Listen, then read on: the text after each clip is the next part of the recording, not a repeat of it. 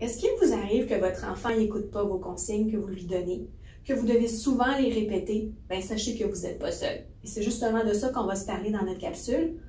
On est psychoéducatrice au programme Stimulation précoce du CIUS du Nord de l'île de Montréal. Tout d'abord, vous devez savoir qu'à la petite enfance, c'est normal de souvent devoir répéter les mêmes consignes jour après jour.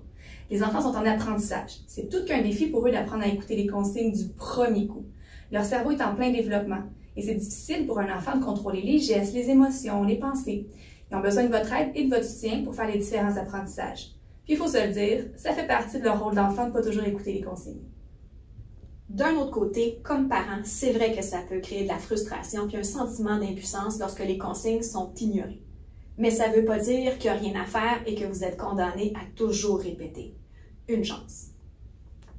Il y a différentes raisons qui peuvent expliquer que votre enfant n'écoute pas la consigne. Les raisons peuvent être différentes selon les consignes qui lui sont données. Des fois, il ne la comprend pas. Des fois, ça ne lui tente juste pas de la faire. Puis d'autres fois, il essaie de gagner un petit peu de temps avant de faire autre chose. Il existe différents trucs qui peuvent s'appliquer pour essayer de moins répéter.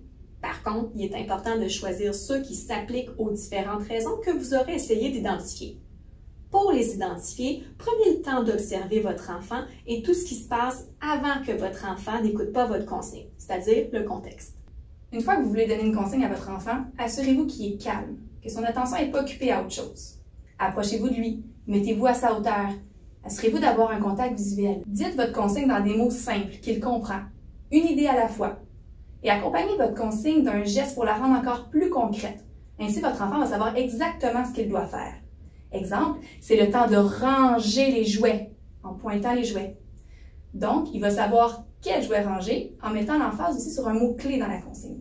Une autre façon d'aider sa compréhension, c'est de répéter la même consigne de la même manière jour après jour. Aussi, pour vous assurer que l'enfant fasse ce que vous lui demandez, demandez-vous s'il est capable de le faire. Sinon, montrez-lui pas à pas comment y arriver.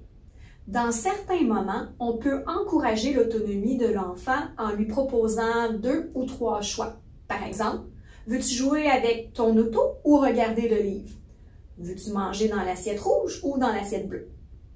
Dans ces exemples, l'important, c'est que l'enfant choisisse une activité et mange qu'est-ce que vous lui proposez.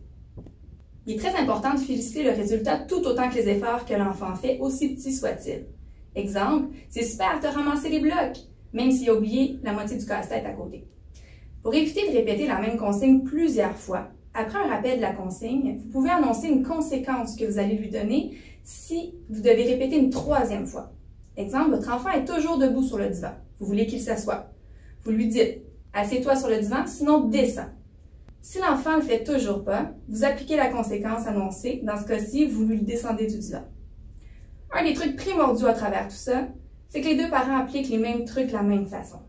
Si vous devez vous en parler en parent, assurez-vous de le faire lorsque les enfants sont absents. Ce qu'il faut retenir, c'est que c'est un apprentissage pour l'enfant d'écouter les consignes et pour le parent d'appliquer les différents trucs. C'est pour ça qu'il faut y aller une étape à la fois, se donner du temps et pas trop se décourager trop vite si ça ne fonctionne pas tout de suite. Avec le temps et la pratique, vous allez moins répéter.